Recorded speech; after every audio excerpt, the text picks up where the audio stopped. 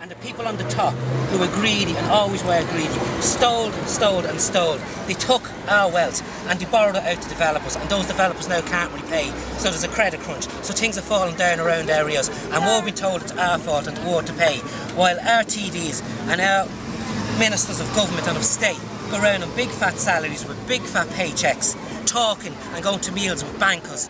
Here is supporting workers and not corrupt bankers. Lots of people who have got us into this situation. What's happening to them? They're now putting their hands in our pockets. It's the day we show the government that we are not going to sit down and take this. We're being shoveled the mud on us all the time, and it is time that they realise we're not going to accept it anymore. Institute of Technology, and we're completely opposed to this levy. We feel the people in the bracket 120,000 plus should have to pay a far greater levy than they're paying, and it's totally unfair and unjust and inequitable. We want fairness for workers. We're here in support of both the private and the public sector, and we're here to support everybody, not to drive a wedge between either worker. And the people in the private sector should learn they have to organise themselves, and if they're organised we can fight this together and not be whitewashed and browbeaten by the likes of IBEC, who claim to represent the private sector but only represent the employers, who are the ones who are making them redundant today. The workers have to pay all the time. We've had enough. We're here in support of the trade unions' attempts to put a fair response to the issues that are confronting Irish society, instead of having all of the problems dealt with at the expense of working people.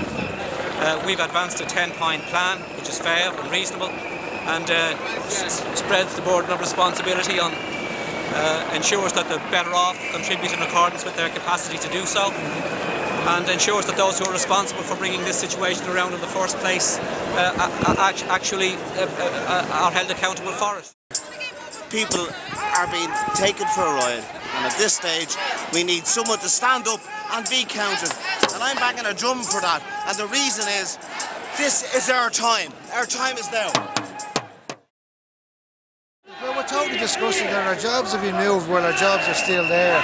It's not as if these jobs are not savable. I think that's the difference between us and a lot of other workforces in the country.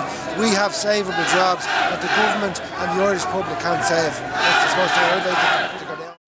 And what we need now is action, and we need the unions and we need ICTU to say specifically what they are going to do to stem the job losses, to stem the cuts, and to reactivate this country according to principles of honesty and integrity, and stop this greed and asset stripping of citizens of Ireland.